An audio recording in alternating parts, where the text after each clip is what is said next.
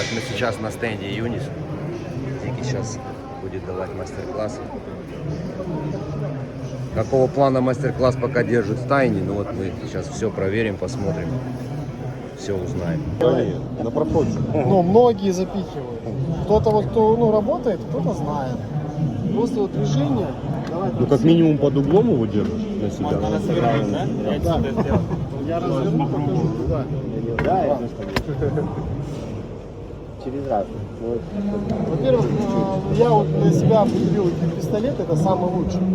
А я выбросил такой пистолет. ДЛТшный причем.